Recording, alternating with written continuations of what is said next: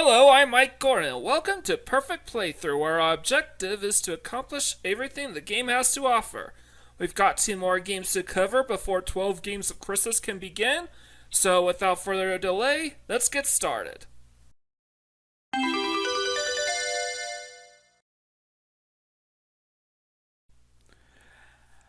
And yeah, this is gonna hurt. Yeah. Today we are playing Dr. Robotnik's Mean Bean Machine for the Sega Genesis. No, this is not gonna be 12 Games of Christmas. And spoiler alert, I probably am not gonna be doing any Sonic games this year for 12 Games of Christmas. I thought long and hard between 3D Blast, Mean Bean Machine, and Sonic Spinball on whether or not to do any of them, but ultimately I realized it's probably not going to be in the cards to cover either of them. But this is probably my favorite of the spin-off titles back then. Witness my evil dream to rid Mobius of music and fun forever. My latest invention, the Mean Bean Singing Machine. It will not only dispose of those fun-loving jelly beans of Beanville, but turn them into robot slaves to serve my evil purposes. Robots, bring me those beans! And yep, that is the plot of the game. We gotta free the beans. This is technically a remake of Puyo Puyo. And the reason why I'm playing the game on hardest difficulty to achieve the best ending possible, which isn't a whole lot, but it's worth it. It's worth not receiving the text telling you to try again at the end. Beans, beans, let me give you a hand, or two. I have to prepare Dr. Robotnik a beautiful bean feast. Come to arms, my beauties! And yeah. So, I chose the hardest difficulty setting because if you beat the game on any other difficulty setting, the game will just tell you to play on a higher difficulty setting at the end credits, so I don't want to deal with that. So, why did I not choose to put this game off until 12 Games of Christmas? Especially since it would technically be a hype game, semi-hype game. It's a Sonic game, it's 12 Games of Christmas. Well, the reason being is because I technically covered the Game Gear version of Mean Bean Machine back in April of this year. So obviously the hype for that would be long gone, especially since the Genesis version and the Game Gear version are pretty much the same thing. There is an exclusive puzzle mode in the Game Gear version of Mean Bean Machine, but you also get these story and cutscenes and character interactions in the Genesis version that is sorely missed.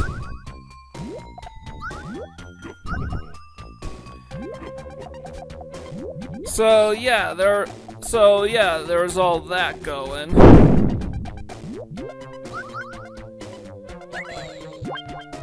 And this is probably when we begin our march towards absolute domination here.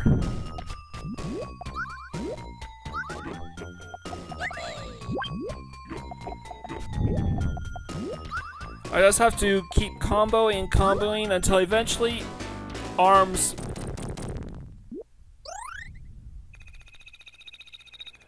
Yeah, there's that. We have to go all that. Sorry, there's a big TV on in the background. I have to mute it. Arms is always too wrapped up in itself to do anything useful. Bright Spark, though, and I reckon I know how to beat you. Yeah, this is the first difficulty spike for those just playing the game casually. Arms generally doesn't do anything to try to beat you, but this guy moves fast and can set up combos if you're not careful. But I think we've got him covered.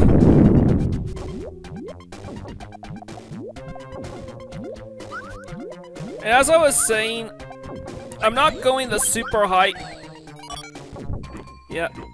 He's done. He's done. Most of these rounds will range anywhere from 30 to 100 seconds on average. So not my best play session, but pretty close. Gracious, you're here already. I'm shell-shocked.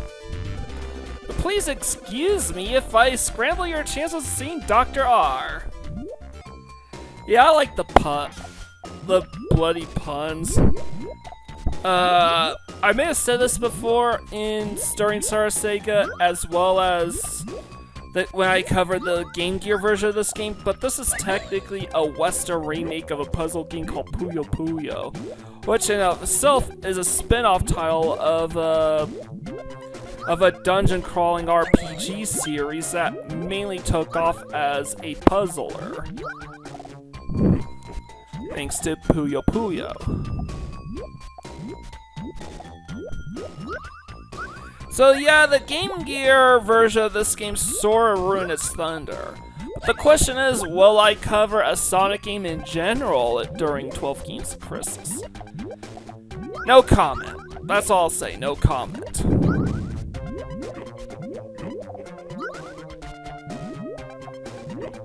I'm still, as of recording this, I'm still sorting out the 12 games I wish to cover. I do know what the first 4 games are gonna be, but the rest is still pretty up in the air.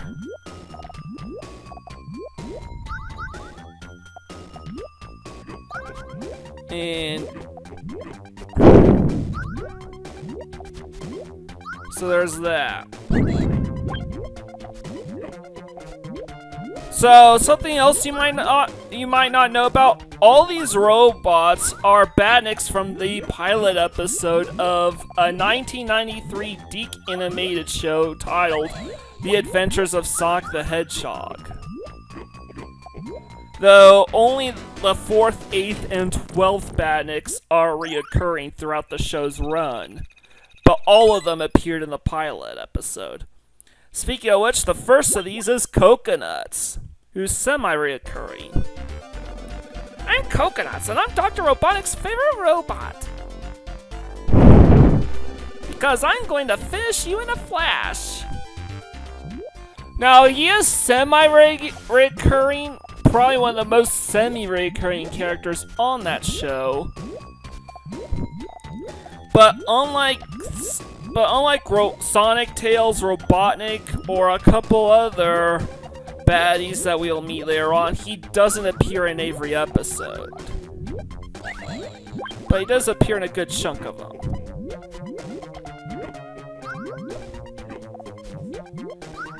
So once again, all I just have to do is keep building up those combos, and then boom.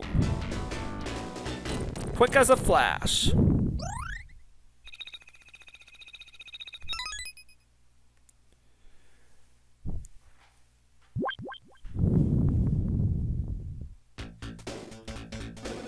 A squirrel like you has been reuniting too many beams. I reckon I'll have to pioneer some new techniques. And yeah, his name is Davy Sprocket. Get it? Because he looks like a frontiersman. Hence why he says pioneer some new techniques. But yeah, he is definitely another difficulty spike.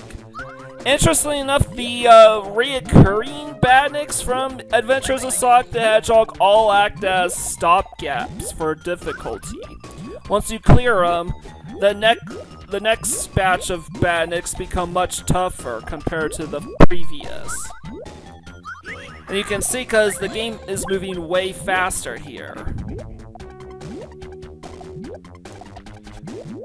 But I think I'm in good hands here.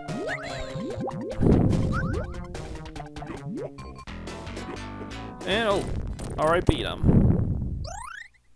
51 seconds. Not bad, but not great either. And now, Squeal is next. I've got more sizzle than a rasher of bacon. I'm hungry. If it ain't Meals on Wheels I'm after, it's you. Too bad Sonic's not in this game. That was probably quite the missed opportunity to replace Has-Been in that corner over there with like a miniature Sonic. But I guess that would have taken too much work for what was essentially a simple little puzzler.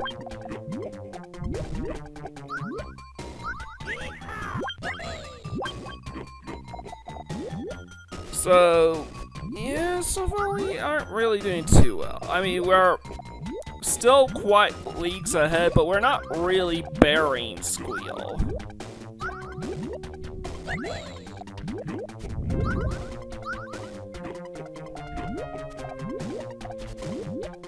Now, worth knowing is that the Game Gear version does not have a difficulty slider.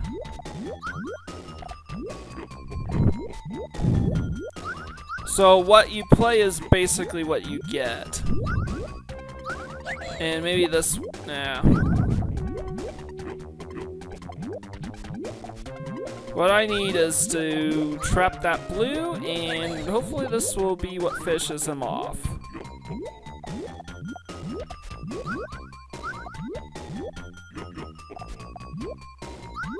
Now he's very good at clearing the left side of the screen. Come on, let's hurry this up. Oh, I think we need a complete ruin. Yeah, this will for sure ruin him. He's playing buried, so that will fish him off. Alright. Alright, next is Dynamite. Well, blow me away. As if Dr. R hasn't had enough stick already. Here I am to provide a fireworks display. So, yeah, all we can really do is set these combo pieces up.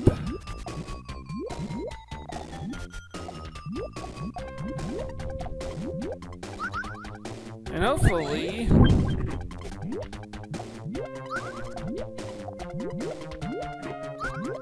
what I have will be enough.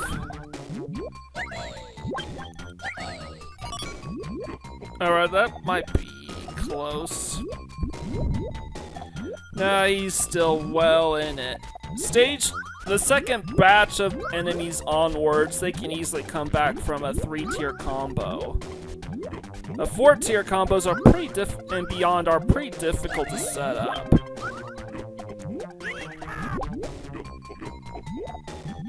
Alright, that will probably finish him off.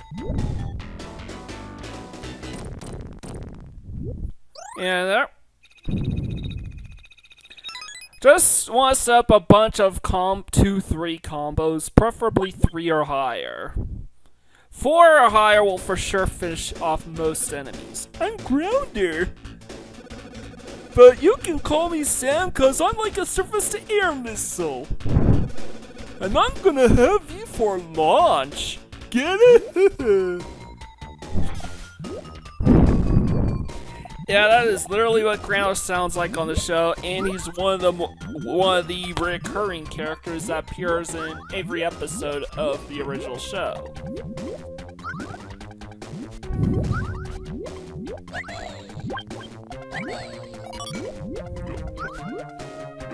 And I think that's gonna finish him off.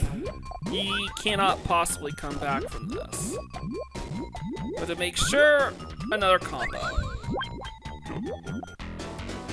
Right where he cleared those beans too. Sorry, Puyos. And now it begins to set the third batch of Batniks to beat. Come on, Squirt, let's see what you're made of. Forget those rivet brains you've seen. I'm Spike and I'm gonna stick it to ya. Yep, and from here on out, these guys are a nightmare to deal with. But if we play our cards right, we probably won't have anything to worry about. We have to clear those greens too. And I need to set up the yellows for the purple, the blues and reds, and now the purples. That should be enough to pretty much end this guy packing. But I need another combo or two to make sure of it.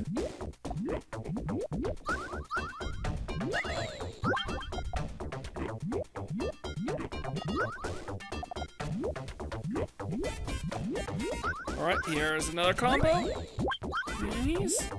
And another one.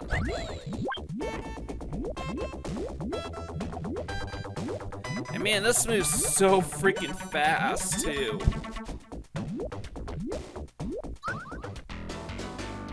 Oh, didn't matter.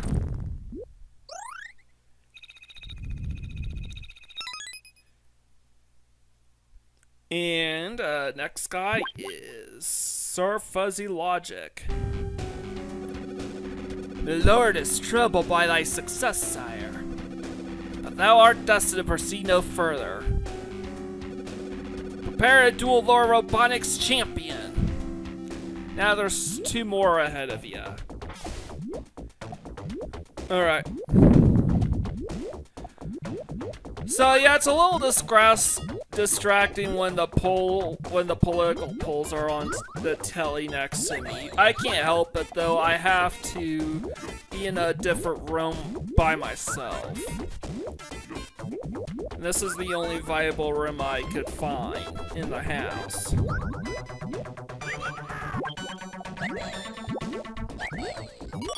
And this should probably finish. No, he set up quite the wall, quite the stacks for himself. So yeah, I need to continue on with the combo game.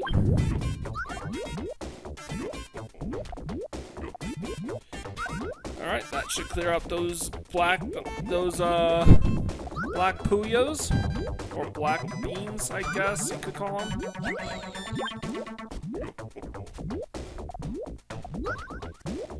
Clear those guys on the right, and another combo. I need to cause disruptions whenever possible. I'm still in a good position, but he can still come back from this. Very much so.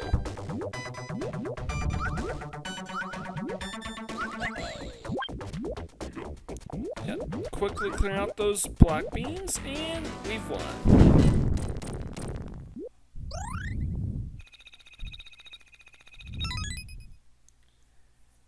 And now we play the leader of the original leader of the SSS squad, Dragon Breath. Old Fuzzy Face got tied in knots, eh? I guess that's why the doc's saying the boys around. So long, sucker! I can't do the Dragon Breath voice from the original show. It is very, very distinct, and it's obvious that he was the OG leader before Scratch and Grounder and Coconuts came along. All introduced in the pilot, no less. Darn it. Already got a combo off on me. Well, that's okay. We can set up some traps. And this is where we go Scorched Earth.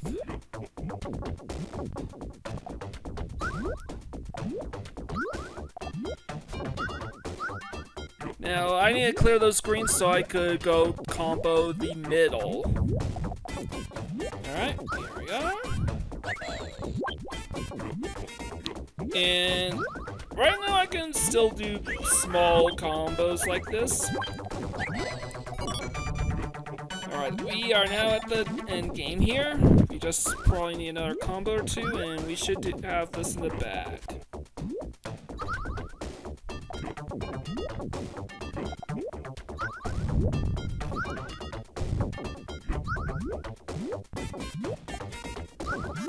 And there we go. He's done. And now for our last opponent in the third batch, and the leader of the SSS squad of the whole show, past the pilot, Scratch. You've been scratching around here for too long, worm bait. Time to cross the road and head home, pal. I'm winning this one by fair means or foul. Ha ha ha! And that was Scratch's laugh from the original show, and he does say worm bait on the original show as well. Probably the only clever little reference to the OG cartoon. Shouldn't we get more than that? But we are going to hit the 3 combos, which ain't super great, but it is going to be enough to give us a huge advantage going forward. And another combo. And he's pretty much playing this as the underdog now. But we're still not out of the woods quite yet. He keeps clearing out those middle beams, or middle puyos. Mid combo, never mind. We beat him. And now for the final boss.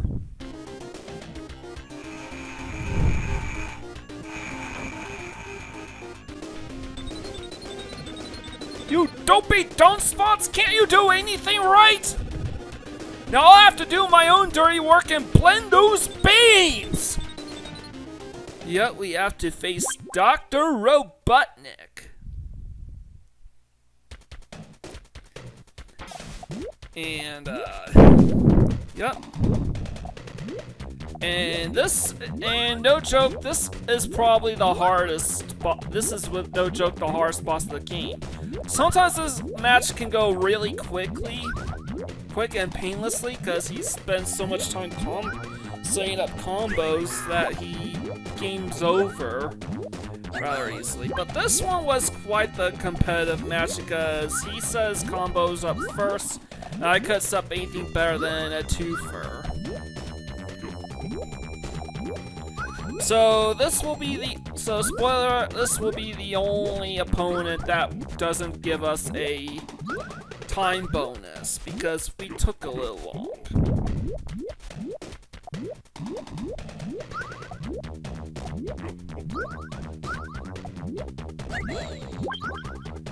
But I think this will set up our victory. We just have to do another couple of these combos, because he can quickly bounce back from this. These guys know what they're doing.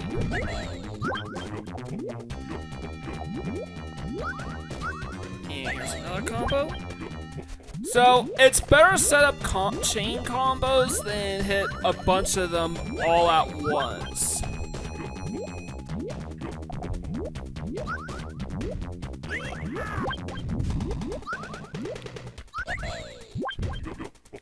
So he just keeps setting up these combos and clearing out his puyos at rapid succession.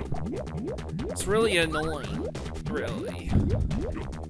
But I think we got the three first, so I think this should be game for us.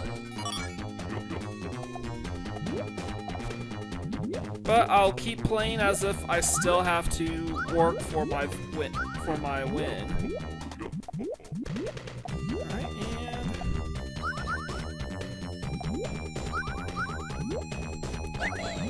and there. That should do it. Can't come back, and yep, we beat him. Sadly, because it took us over 130 seconds, we could not collect the bonus. But with that, the beans are free, and the day is saved. And his plans are foiled. Take that, Robotnik! Now there is and here are the enemies' arms. Frankly,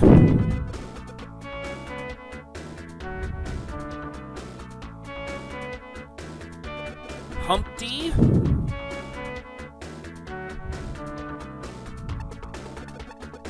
coconuts,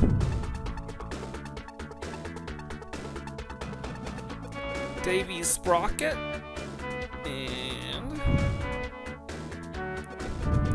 Squeal. And yes, that laboratory on top of the mountain is also from the show. Dynamite.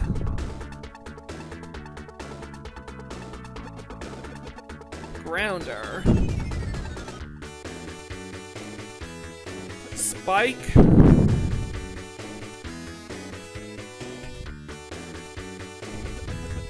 Sir Fuzzy Logic. Dragon Breath.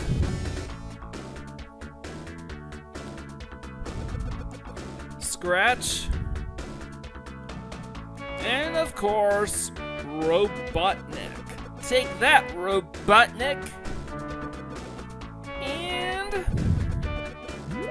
Has-Been, which isn't his actual name in the original Puyo Puyo universe, but there is a ROM hack that replaces him with Sonic.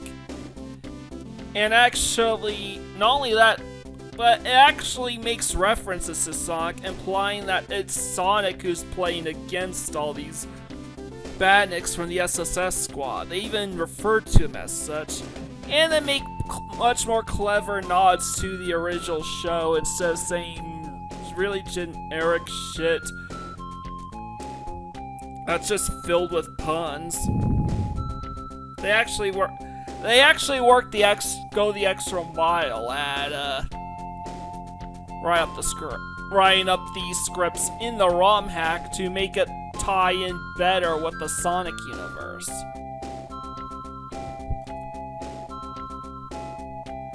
But having said that, this is definitely my favorite of the spin-off titles. Probably doesn't hold a candle to the OG trilogy, Sox 1, 2, or 3 Knuckles. Maybe not even CD even.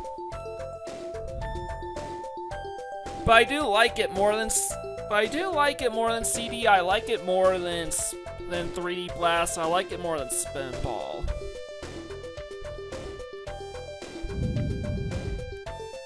So yeah, the only shame is I could not really fit this game into 12 Games of Christmas, as I really wanted to, but I couldn't, in good consciousness. I just think the Game Gear version just spoiled the fun, and there's the text saying thanks for playing, and speaking of which, I would like to thank you guys for watching, and pardon me for not playing this game for Summer Sega. Leave a like, comment, share, and subscribe my channel. I greatly appreciate it. With all out of the way, this is Mike Gorn, sign out.